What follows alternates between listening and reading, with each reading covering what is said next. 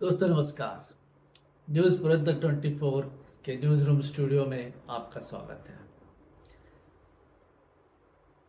आइए चलते हैं हमारा विशेष प्रोग्राम खबरों की दुनिया। पिछले हमारे ऐसे ही वीडियो में कुछ तकनीकी खराबी की वजह से कुछ वीडियो का पार्ट कट गया था, जिसके लिए हमें खेद है। अब फिर से चर्चा करते हैं भारत विश्व गुरु। होता यूँ है कि बिहार में एक 8 साल की लड़की के साथ रेप होता है। कई लोगों ने 11 बताया, कईयों ने 8, लेकिन उससे कोई फ़र्क नहीं पड़ता। उम्र जो है 8 हो या 11 हो, उसके साथ रेप होता है। उसके सारे शरीर को चाकों से गोद दिया जाता है। गला काटने की भी खबर सामने आती है, भी कोशिश की गई होगी चाकुओं से।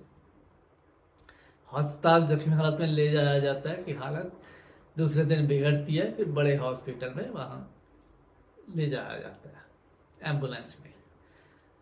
5 घंटे वो लड़की एम्बुलेंस में रहती है, इलाज का इंतज़ार करती है, लेकिन उसका इलाज शुरू नहीं होता और वो दम तोड़ देती है। 77-78 साल आज़ादी के बाद हम लोग किस व्यवस्था में जी रहे हैं? उसके लिए क्या मायने हैं आज़ादी के? तो 5 घंटे कोई पड़ा रहे एम्बुलेंस में और इतने सीरियस केस में, और उसका इलाज ना शुरू हो। नेताओं को शर्म आनी चाहिए, शर्म से उनका सर झुक जाना चाहिए कि ये व्यवस्था जो उन्होंने पब्लिक को दी है आज़ादी के 77-78 साल बाद भी।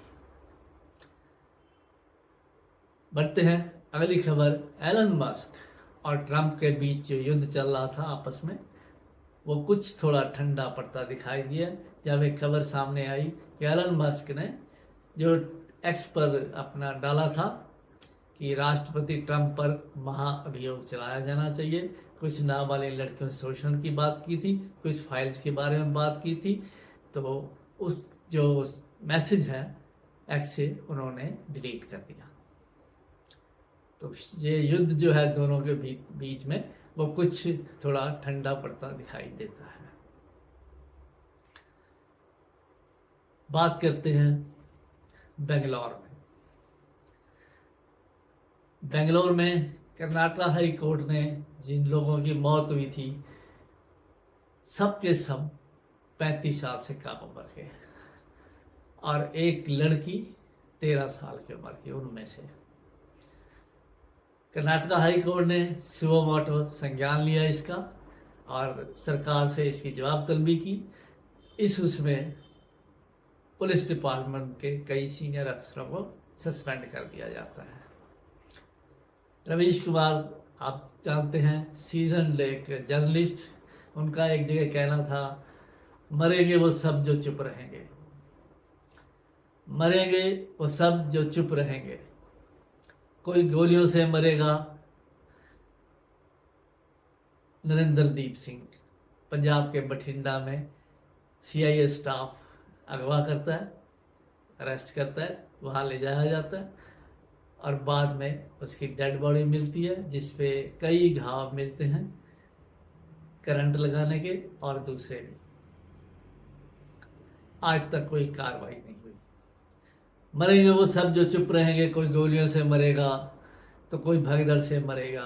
हरिद्वार का महाकुंभ आपको याद है, भगदड़ में कितने लोग मरे। सही डाटा तो शायद आज भी आपको नहीं मालूम होगा, किसी को भी नहीं मालूम होगा। सरकार, ये जो है प्रशासन, अपने आप को बचाने में और कम से कम लोगों की मौत दिखाने में लग जाता है। ये वीआईपी कल्चर के चलते हुआ। तो कोई भूख से मरेगा, मरेंगे वो सब जो चुप रहेंगे। कोई गोले से मरेगा तो कोई धक्का मुक्की से मरेगा तो कोई भूख से मरेगा। 70 करोड़ जनता हिंदुस्तान की, भारत की, 100 रुपया मुश्किल से रोज का कमा पाती है। 80 करोड़ जनता को राशन दिया जा रहा है मुफ्त में। ये खुद गवर्नमेंट ही क्लेम करती है, बताती है, दावा करती है।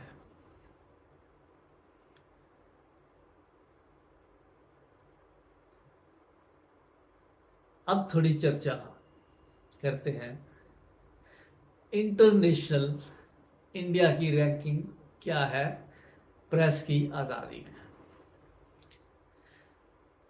159 2024 का ये आंकड़ा आउट ऑफ 181 कंट्रीज ऐसे।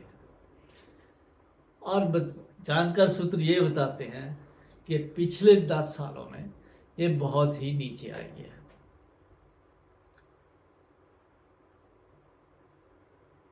अब वहीं पे ही रवीश कुमार कहते हैं कि 95% जो है देश का मीडिया गोदी मीडिया है। तो प्रेस को आज़ादी किस काम की, जब प्रेस मीडिया खुद ही बिकने को तैयार है, गोदी मीडिया बनने को तैयार है, तो ये आंकड़े तथ्य क्या मायने रखते हैं। जब प्रेस, ये डिमांड और सप्लाई है, डिमांड क्लियर है, सरकार कहेगी गोदी मीडिया बनो, अगर गोदी मीडिया कहता नहीं बनना तो बात अलग है। जब 95% मीडिया गोदी मीडिया है तो इस इंडेक्स का क्या, रैंकिंग का क्या मायने हैं। मंटो जिनका थर्ड ने वो है सरनेम है, एक शायर है, उन्होंने कहा, एक जगह में लिखा, एक तवायफ एक बिके हुए पत्रकार से बेहतर है। तवायफ पैसे लेके शरीर बेच, लेकिन एक बिका हुआ पत्रकार देश के मुद्दे बेच देता है, पब्लिक की आवाज को दबाता है। चलो बढ़ते हैं।